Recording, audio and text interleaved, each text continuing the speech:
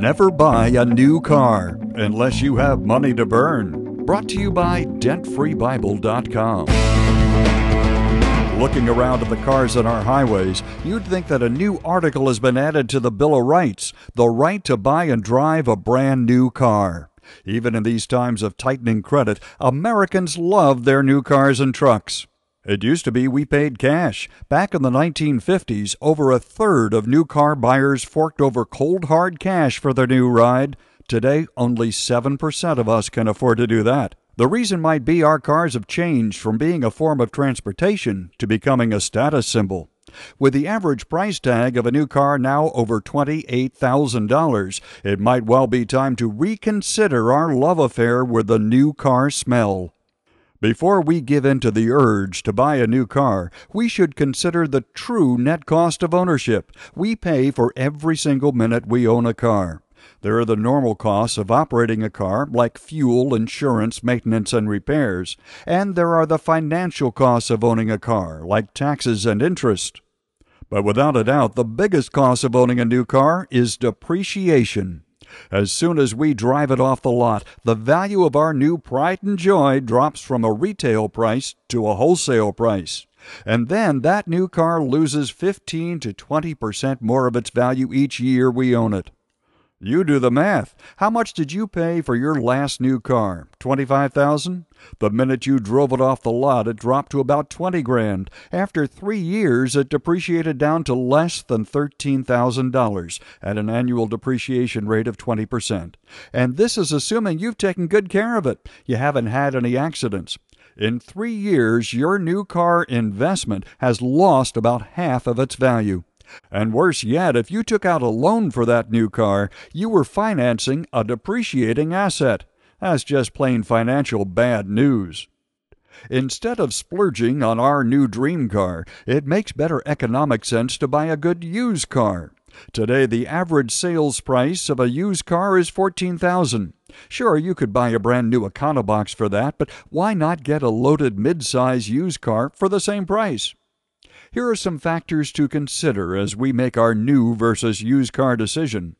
Insurance. Your auto insurance premiums will most likely be less with a used car. Why?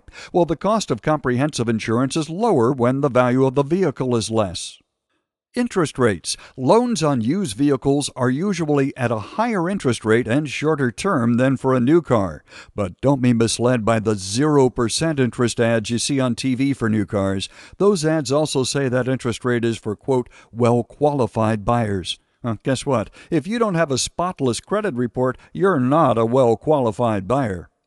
Maintenance costs. Chances are your maintenance and repair costs on a used car will be higher than for a new car. Be sure to check on warranties, though. Some used cars may still be under the new car warranty. Manufacturers have been offering 5-year, 100,000-mile warranties that are transferable. But the big factors that really have an impact on our new versus used decision are the lower depreciation and lower initial price for a used car. Those two factors more than make up for any new car advantages.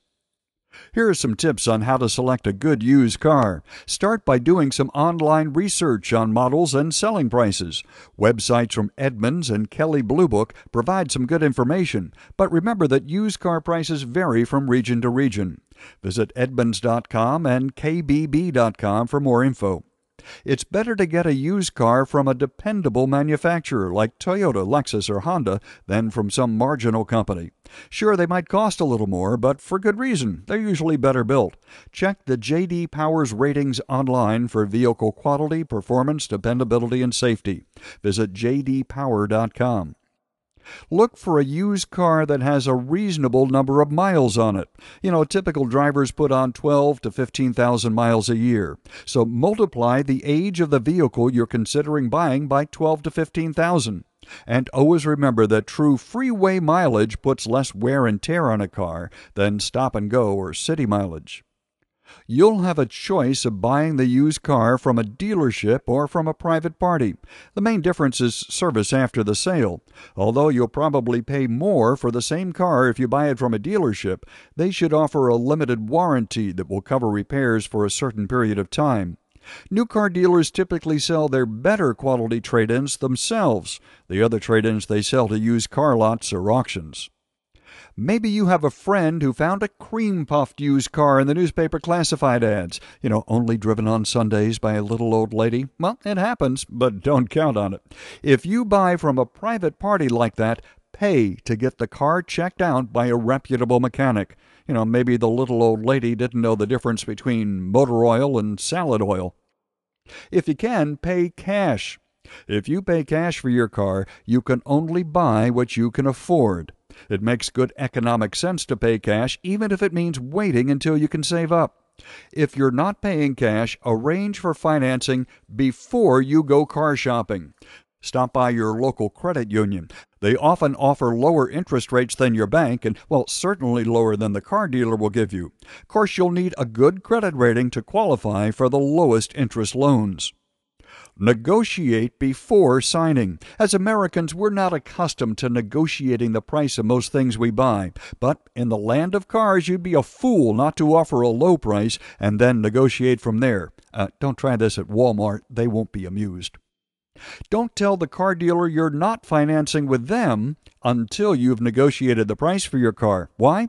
Well, because car dealers make money from each loan they write. Some say a car dealer makes as much off the financing as they do from selling the car. If you tell the dealer you'll be paying with cash or a loan from another lender, the dealer won't be as likely to negotiate the price with you. Don't fall in love with the car. It's happened to all of us. For me, it was that Mustang Coupe I saw on the lot when I was in high school. Yeah, but if you become too invested in or in love with a car, you'll be much less likely to negotiate. Be ready to walk away from the deal. That's where a friend can be helpful. Take a friend with you when you go car shopping. It not only gives you someone to talk with during the waits, but also someone to stop you from doing something stupid. A pink Cadillac? What were you thinking, dude? Consider buying a vehicle history report. Companies like Carfax offer a history of the used car you're considering.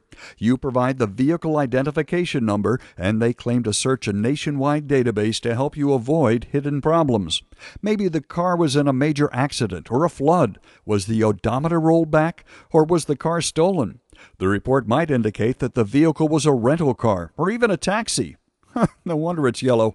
But is a Carfax report worth it? Maybe not at $25 for a single car, but you can get an unlimited number of car reports for a month for only $30. More important than a Carfax report is the vehicle's service history. Many dealerships now use national databases like Lexus, Toyota, and Honda, which show all the service done to a vehicle at a dealership no matter what state the vehicle is in. The best vehicle to buy is from the original or second owner who has all the service history from day one. A good service history will tell you more about a car and its owner than any salesman ever can. And finally, beware of unnecessary add-ons by the dealer. They may try to get you to buy LoJack or extended service warranties. It's your hard-earned money. Don't part with it easily. In summary, we really believe that buying a used car is the way to go. You'll avoid that money-sucking depreciation on the value of a new car and most likely end up with a nicer ride for a much lower price. And your car might come with that new option, the no car payment option.